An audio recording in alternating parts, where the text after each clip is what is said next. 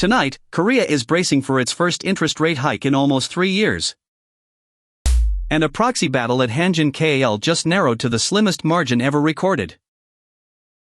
I'm Lena, the US close is done, Seoul opens in about an hour, let's get into it. Start with the Bank of Korea, because Thursday's decision reshapes every Kospi trade this week.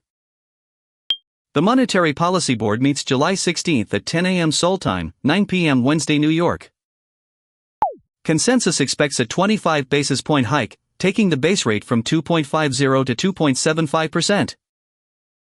That would be the first rate move of any kind in 14 months, and the first hike since January 2023. Market implied odds sit near 70%, and several forecasters expect a unanimous vote. The governor's press conference follows at about 11:20 a.m. Seoul time. For banks, a hike is fuel; for property and tech, it's friction. Expect a fast rotation on the open. Now to Hanjin KL, where the ownership gap has never been this tight. Hoban Group lifted its stake to 20.15% on July 11, buying 1.13 million shares in the open market. Chairman Walter Cho's controlling block sits at 20.57%. That's a gap of just 0.42 percentage points, the slimmest margin on record. Cho's defense alliance still looks strong. Delta at 14.9% plus Korea Development Bank at 10.56% puts the combined block near 46%. But the National Pension Service is the wild card that could tip an AGM either way. Watch the Hanjin KL open. Every additional share Hoban buys changes the math. Next, a memory story that hit Samsung and SK Hynix directly. China's CXMT tripled its global drum share from 3% to 8% in the 12 months to Q1 2026. That is a stunning move in a market where share usually shifts by tenths of a point. And now Apple is reportedly weighing CXMT chips for iPhone models sold inside China to cut component costs.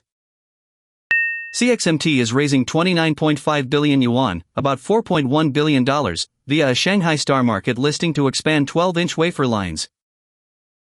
Samsung and SK Hynix are each committing 400 trillion won to next-generation capacity. The commodity edge is under real pressure.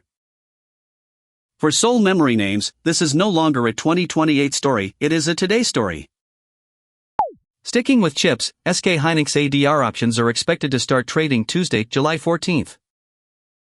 That's 2 business days after Friday's ADR debut, according to Reuters citing exchange sources. 10 ADRs equal 1 Seoul-listed common share, so US investors finally get a hedging tool during New York hours. Now to the quick hits, starting with cars.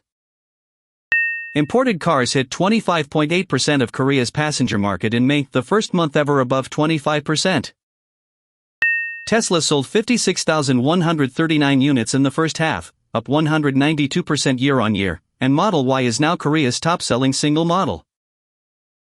BYD sold 11,675 units and jumped past Lexus, Volvo, and Audi to rank 4th among importers. Kolmar Korea posted record consolidated revenue of 728 billion won in Q1, with operating profit up 32% on the K-beauty ODM boom. Cheil Worldwide swung the other way. Operating profit fell 38% as retirement benefit expense surged 187% and margins collapsed from 13.5% to 8.3%. EcoPro BM wrapped a 7-day global roadshow on July 10, defending its 1.2 trillion won rights offering with a 2-phase Indonesia nickel plan sized for 1.5 million EVs. Shinhan Financial sent its board chair, not its CEO, to London, a governance signal aimed straight at foreign investors. And KB Financial used a workshop of 270 senior leaders to lock in an AI-led 2027 to 2029 strategy. Korea's most profitable bank is redesigning itself around AI. So when Seoul opens, watch banks on the BOK trade, watch Hanjin KL for any 13F style stake update, and watch memory names on the CXMT headlines. For the full breakdowns in every source filing, head to LineVestnews.com and subscribe to LineVest Daily for the morning brief in your inbox before Seoul opens.